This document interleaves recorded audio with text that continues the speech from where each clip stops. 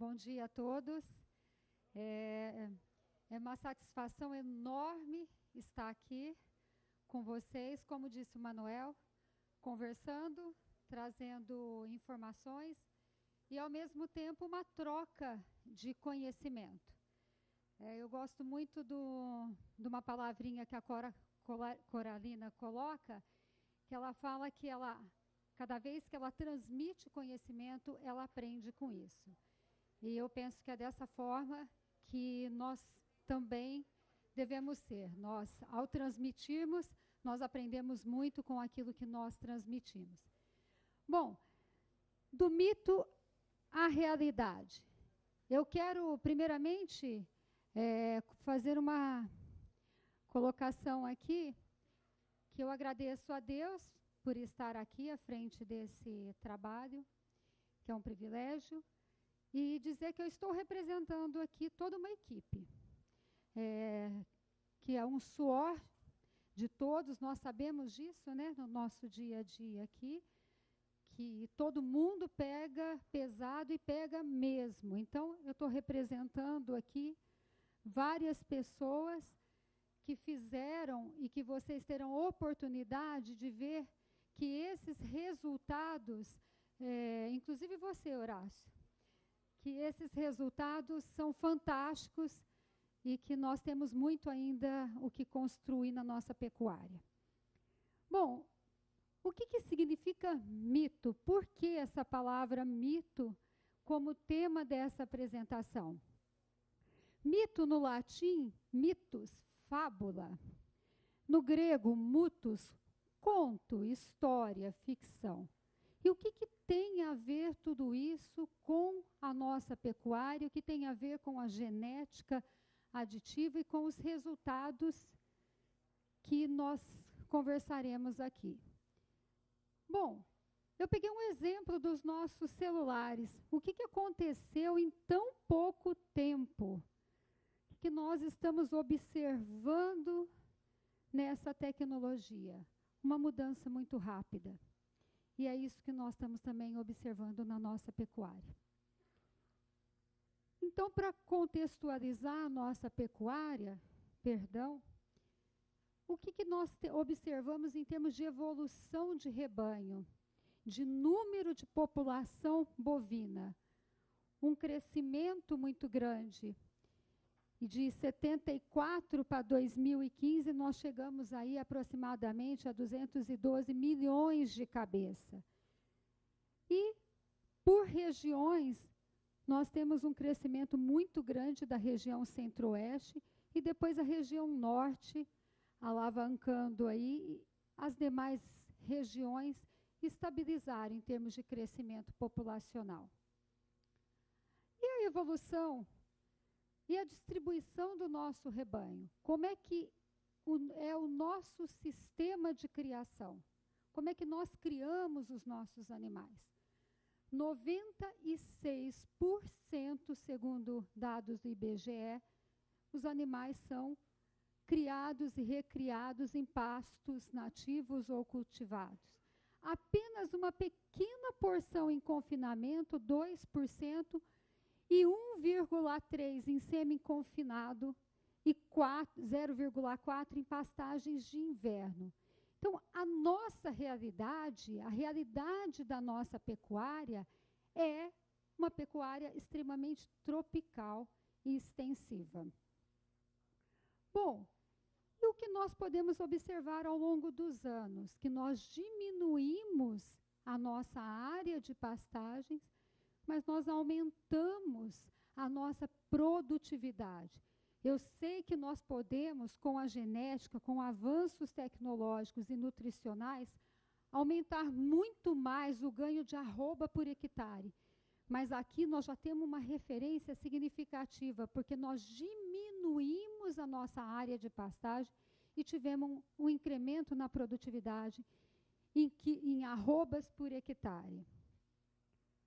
Bem, e o que aconteceu com o peso de abate dos nossos animais ao longo desses anos? Nós tivemos um aumento no peso de abate. Nós saímos de um peso de abate de 16 arrobas e fomos para 18. 18 arrobas, e-mail, em alguns sistemas mais tecnológicos, 19, 20, 21 arrobas. Mas o que é muito interessante em tudo isso foi uma inversão. A idade de abate dos nossos animais. Esse gráfico mostra que o percentual de animais abatidos com mais de 30 meses, 36 meses, aliás, ao longo dos anos, foi diminuindo. E o que nós podemos concluir com essas informações aqui apresentadas? Que a nossa pecuária evoluiu. E ela vem evoluindo. E vem tocando a gente, fazendo com que nós sejamos impulsionados pelo agronegócio no Brasil. Bom, e a nossa realidade? A realidade do nosso planeta. Nós teremos em 2050 uma população de 7,5 bilhões de habitantes no planeta. E aí 40% a mais de demanda por os alimentos. E sabe quem vai produzir isso? Nós, o Brasil. Graças a Deus. Nós produziremos essa quantidade de alimentos que o mundo demanda. Porque nós temos todas as condições climáticas, ambientais, de terra, de volume de população bovina disponível aqui no Brasil. E entramos, então, na nossa realidade. Aquilo que nós vamos conversar com vocês agora, mostrando o resultado do que foi construído dentro desse trabalho da genética aditiva ao longo desses anos. E mostrando como que certos paradigmas da nossa pecuária foram quebrados apenas a gente confiando na nossa base zebuína, na raça Nelore. Precocidade sexual. Eu vou ser sucinta em apresentar os resultados apenas desse critério de seleção que a genética aditiva ergueu essa bandeira há quase 20 anos atrás. Nelore não é precoce? Quantas pessoas ouviram isso aqui? Quantas pessoas já ouviram isso, gente? Não precisam ter vergonha, não. Nós cansamos de ouvir isso, que Nelore não era precoce. Era um desaforo falar em colocar no vídeo precoce na primeira estação de monta no Brasil. Não era, gente? Pode falar, era um desaforo falar isso, fazer esse tipo de comentário era um desaforo dentro da nossa pecuária. E agora nós vamos ver o que aconteceu. Desculpa, porque eu trouxe alguns parâmetros apenas para situarmos. Mas o Manuel colocou muito bem naquele gráfico dele, colocando dados de outros países e mostrando a situação do Brasil como a idade reprodutiva mais tardia, né? E aqui nós mostramos que a média brasileira para a idade, a primeira cria, são de 4 anos. Em sistema melhorado, de 3 a 4 anos. E de sistema com tecnologia avançada, de 2 a 3 anos de idade. Então, está aí.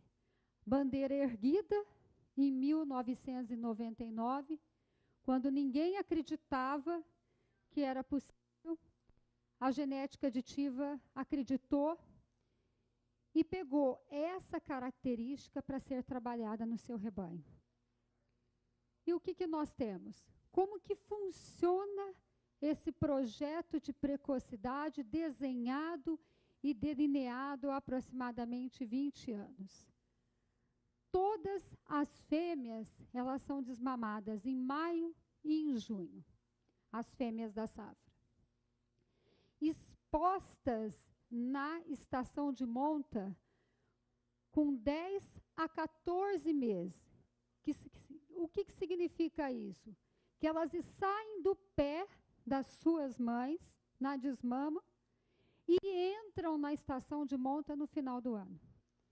Elas entram, então, junto com as suas mães. Elas estão saindo do pé das mães e estão entrando na estação de monta, sendo desafiadas à precocidade na mesma estação que elas deixaram as suas mães. Não é feita nenhum tipo de pré-seleção, a não ser como o rebanho da genética aditiva. É todo controlado pela Associação Brasileira de Criadores de Zebu, isso quer dizer que ela é registrado pela BCZ. Então, somente os animais que não apresentam o registro de nascimento, então eles são excluídos por esse critério. As demais são todas expostas à estação de monta. E a reposição, então, do rebanho passou a ser 100% com as fêmeas que saem prenha dessa estação de monta. 100%. Toda a novilha prenha, ela passa a ser incorporada. E a que não ficou prenha nesse desafio da precocidade, ela sai do rebanho. Há aproximadamente 5 anos isso está acontecendo aqui dentro. E nós vamos enxergar o efeito disso na composição do rebanho. Bom, além disso, nós enxergamos, colocando como vantagens, o que o projeto de precocidade sexual em fêmeas proporciona para um rebanho de corte. Um bezerro a mais na sua vida útil, por isso que as fêmeas são expostas na primeira estação de monta da vida delas, porque elas vão ter que deixar um bezerro a mais aqui dentro da fazenda. Ela não existe um investimento a mais para obtenção de prenhez. Ela passa pela recria, ao sair do pé da vaca, está sendo recriada, já entra na reprodução, sem investimento algum a mais do que a recria dela. A reconcepção, vocês vão notar aí, ela é igual à reconcepção de uma primípara normal que pariu aos 3 anos de idade. E o crescimento? Eu vou deixar para falar do crescimento na mostra dos animais que nós teremos ali representando as novilhas super precoce prenhas, as novilhas primíperas super precoce e as secundíperas. E vocês, então, vão poder observar que o crescimento é normal. E produção de leite, nós vamos ter um lote de animais com alguns bezerros ao pé. E também vou mostrar no peso ao desmame desses animais. Quanto custa? A novilha que vai ser eitorada na segunda estação de monta da vida dela, ela tem um custo de 2 recrias. Pós-desmama e depois, no ano seguinte, antes ela ir para a estação de monta com os 2 anos. Além disso, o custo da suplementação que é feito pós-desmama até a entrada dela na estação de monta é pago pelo quê? Pelo ganho em peso. Essa fêmea, no final da estação de monta, ela tem peso para ser abatida se ela não ficar prenha. Então, o custo é pago pelo peso final que ela pode ir para o abate se ela não emprenhar. E o produto dela, o bezerro que está ao pé, além da identificação desse genótipo diferenciado, que é a questão aqui, identificar e multiplicar material genético, o produto passa a ser o lucro, então, do negócio. Bom, vamos aos dados da safra 2015, que são as novilhas que apresentaremos prenhas para vocês, mostrando a realidade da fazenda, com total transparência nas informações que nós levantamos da safra 2015, que foi a safra que nós acompanhamos, a minha empresa, Luiz Fernando também está aqui, da Melhora, com total transparência de todas as informações. Nascimentos distribuídos por sexo e mês. O Manuel apresentou o efeito do mês e a importância disso é fato. Nós sabemos aqui que os animais nascidos logo no começo do período de nascimento, agosto, setembro, outubro, têm maior facilidade mesmo para emprenhar. Está tendo um ajuste na estação de monta da genética aditiva, onde nós vamos tirar o mês de nascimento de dezembro. Nós não queremos mais ter esse mês de nascimento. Então, a concentração será entre agosto, setembro e outubro, apenas com o ajuste da data de início e término da estação de monta. Na fazenda relva, qual foi o peso a desmama? Bom, antes de falar de peso a desmama, eu faço uma observação aqui, como a filosofia do trabalho da genética aditiva é identificar material genético diferenciado e superior, não há nenhum tipo de suplementação na ocasião que o bezerro está ao pé da vaca. Nós queremos extrair o máximo do efeito genético que existe nessa condição da cria, e desse ambiente entre vaca e bezerro. Então, esse peso a desmama, quem conhece a fazenda relva, no município de Aquidauana, sabe como é que é o sistema de criação lá, pode ir lá observar, não tem influência nenhuma de suplementação.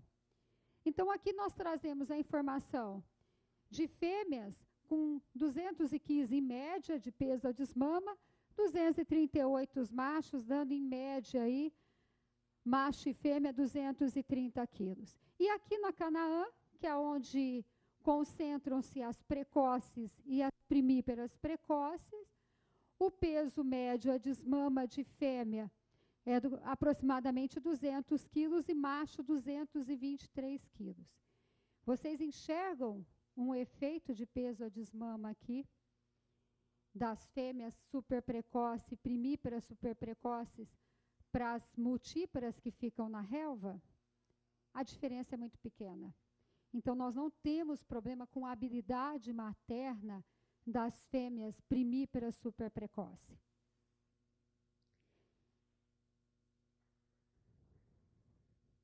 Peso a desmama ajustado, não é peso real.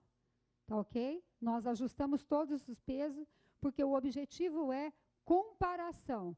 Se nós estamos comparando dados, nós temos que eliminar efeito de idade, de sexo, efeito ambiental. Aqui está ajustado tanto para a idade como dentro das fazendas. Por isso que os resultados são apresentados separados.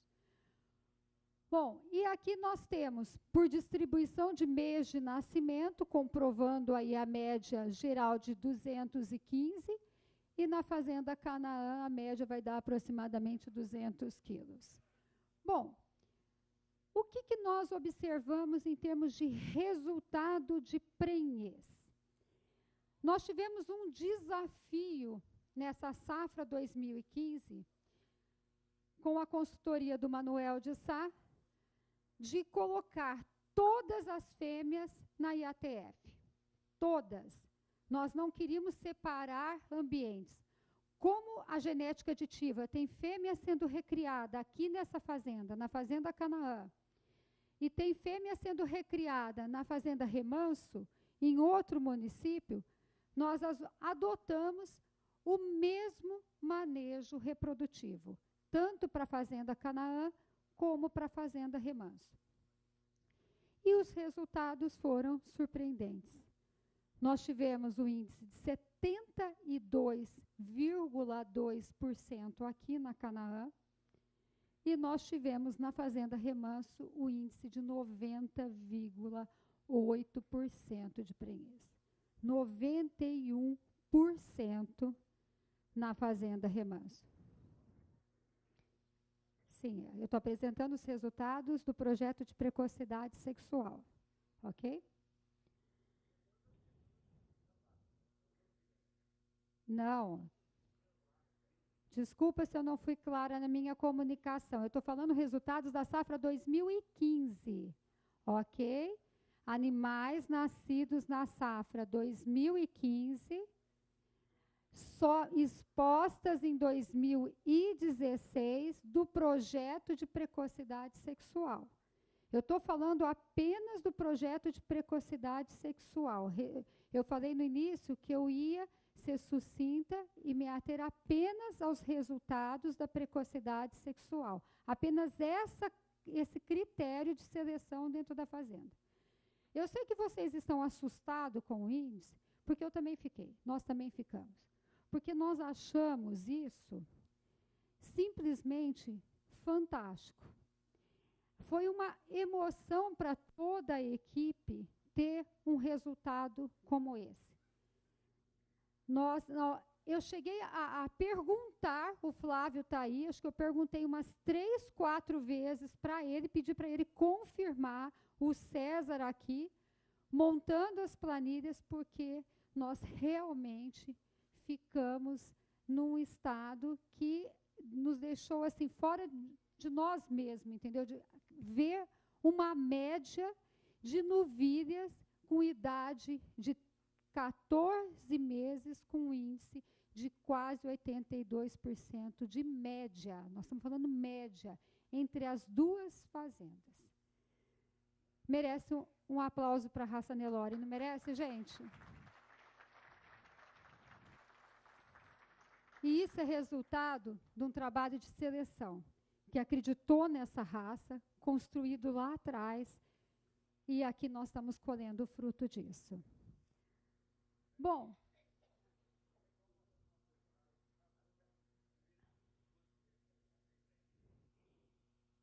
eu posso responder isso depois nas perguntas? Porque nós estamos... Eu vou responder, ok?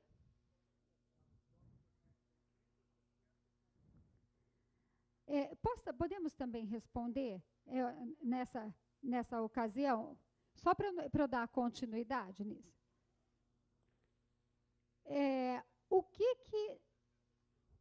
Ao analisarmos os dados sobre precocidade sexual do rebanho, estou falando apenas da característica precocidade sexual. O que está acontecendo dentro do rebanho da genética aditiva com essa característica, ok? O que nós, na hora que nós começamos a analisar a estrutura genética do rebanho, o que vai se revelando ao longo dessa análise? Aqui nós temos o marco, quando iniciou o projeto na fazenda, que foi aqui em 1999, onde a idade média das safras anteriores, a idade média, primeiro parto, era de aproximadamente 41 meses. Já na geração seguinte, quando iniciou-se, então, o projeto de precocidade mostra um declínio muito grande, que é a linha azul, que nós acompanhamos aqui no gráfico, da idade ao primeiro parto. Ela caiu para 33 meses, depois ela se manteve e agora, 2014 e na safra 2015, na safra 2014, porque a 2015 ainda vai parir agora, né? Ela está prenha, vai parir. A idade ao primeiro parto média da safra 2014 foi de 23,3 meses. Gente, isso aqui nós tiramos média da safra. Tá? Ninguém está colocando um número no gráfico. O gráfico está representando dados analisados de todas as safras da genética aditiva. Ano por ano. Está aqui.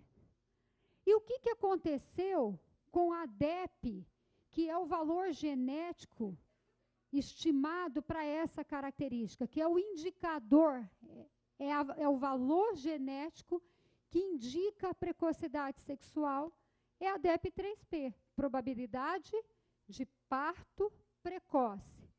Olha o que aconteceu. A tendência genética do rebanho aumentou. Ela só foi aumentando, mostrando o quê? Que houve resposta da seleção. E, além disso, houve mais o quê? Fixação de genes. Os genes foram fixando ao longo das gerações. Não só selecionou, não só usou o material genético disponível, mas também fixaram-se os genes dentro da nossa população, dentro do rebanho, para expressão da característica. E a idade ao primeiro parto versus a DEP para perímetro escrotal. O que a base de dados nos revela?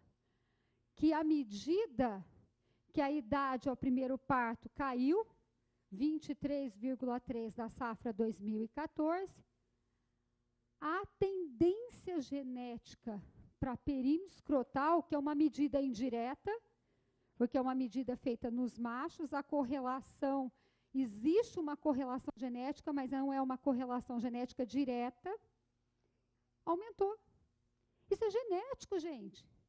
Os dados estão mostrando que isso é efeito genético e não ambiental.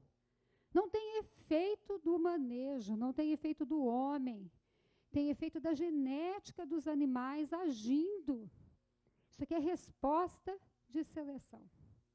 Nada mais isso, de alguém que ergueu a bandeira, acreditou, pagou o preço, porque a gente sabe que pagou preço alto para identificar e multiplicar esse material genético, porque o mercado não tinha. A DEP3P apareceu pela primeira vez nos programas de melhoramento em 2006, é isso? A DEP3P apareceu nos programas de melhoramento em 2006. Essa bandeira foi erguida em 1999. Então, nós não tínhamos material genético disponível, como tem hoje nas centrais de inseminação. Você pode olhar a régua de DEP desses touros que estão aqui, todos eles têm um diferencial de seleção para essas características. Bom, e a idade ao primeiro parto com a DEP de acabamento? Que hoje os estudos revelam que a correlação genética é alta com essa característica. A DEP de acabamento ela é medida pela ultrassonografia na carcaça, que iniciou também mas acho que, se eu não me engano, em 2004, aqui dentro do rebanho. Todos os animais, machos e fêmeas, passam por avaliação de ultrassonografia de carcaça dos 15 aos 20 meses de idade. Todos os animais. Nós aguardamos essa informação para fazer a seleção dos touros. E olha o que os estudos nos revelam. Que à medida que nós diminuímos a idade ao primeiro parto dos animais para 23,3 meses, a DEP de acabamento foi lá em cima. Isso é resposta de seleção, mais uma vez. Isso é genética. Nós estamos falando de genética. Nós estamos falando de um trabalho que a vida toda se sustentou em cima de avaliação genética, e não apenas de morfologia e fenótipo. Bom, e o que a safra 2015 nos mostra? Que 82% das fêmeas que ficaram prenhas, que são a super precoce, tiveram aí idade média de 13,3 meses quando ingressaram na estação. Peso de 296 quilos, médio.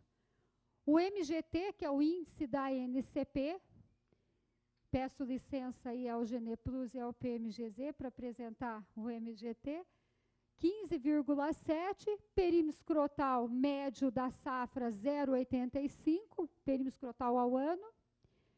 A DEP 3P, 56,5%. E a DEP de acabamento 0,34. Se vocês notarem, naquelas que não ficaram prenhas, nós não vamos enxergar a diferença nos índices.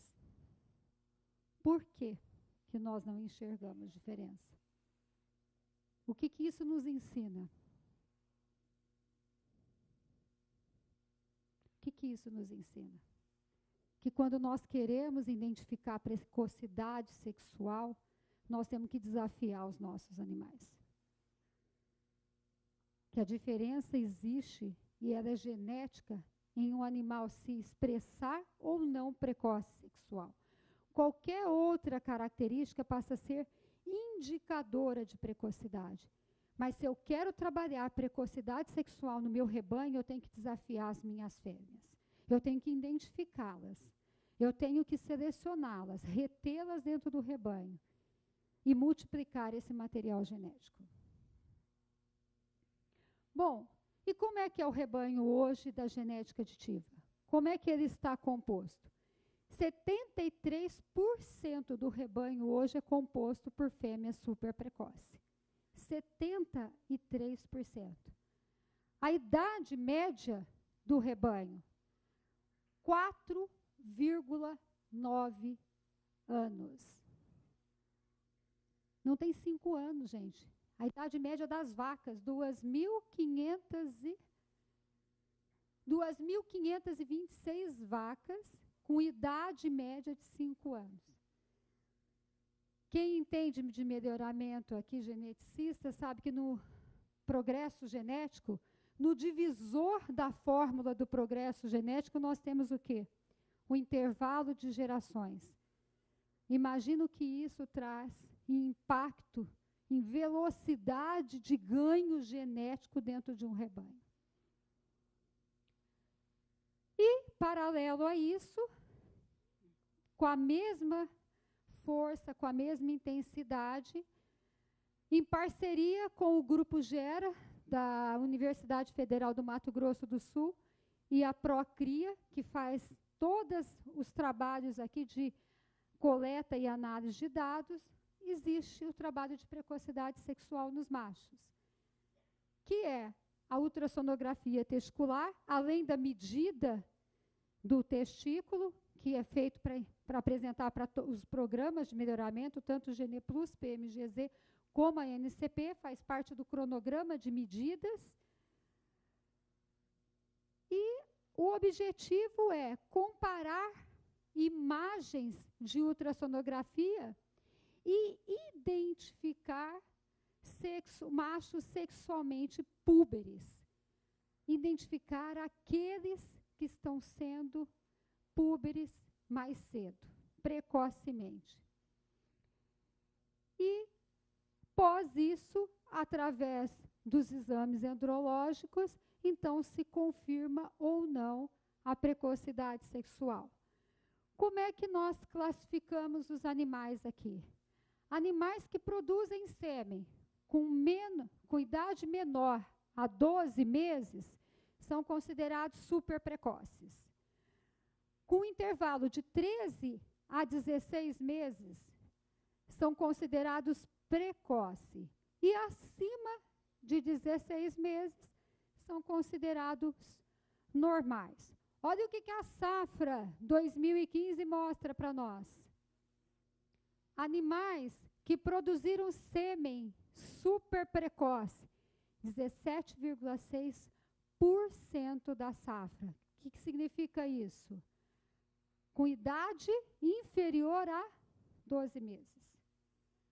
Animais que produziram sêmen precoce, de 13 a 16 meses. 35%. E animais que são considerados normais, 48%. Significa que 52% dos machos que serão comercializados no mega leilão e no leilão primavera produziram sêmen super precoce e precocemente. 52% da safra.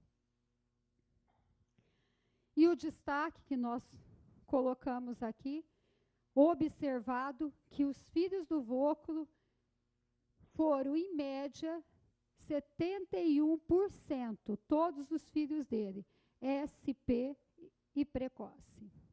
Então, fazemos um destaque aí para o vôculo. Bom, e a grande surpresa, mais uma vez, medalha nas novilhas e medalha nos machos. Esse ano nós tivemos o privilégio, e o Luiz Carlos está aí, quem quiser conversar mais com ele sobre esse grande feito, nós produzimos, então, o REM 007, que é o espião, que já foi contratado por uma central de inseminação, já está na alta genética, já está com sêmen congelado. Ele produziu, ele entrou na puberdade com 9,44 meses. 9,44. Gente, eu arrepiei na hora que eu falei aqui. Porque isso é resultado da raça Nelore. Congelamento de sêmen com 11 meses. Foi usado na estação de monta, saiu do pé da vaca, congelou o sêmen, usamos na estação de monta, que a mãe dele estava entrando e ele deixou na fazenda aproximadamente 50 prenheses. Então, antes desse touro completar 24 meses, vai ter produto dele nascido aqui dentro da fazenda. E isso é um Nelore com 20 anos de seleção. Era isso que eu tinha para apresentar para vocês. Eu agradeço a atenção de todos e estou à disposição.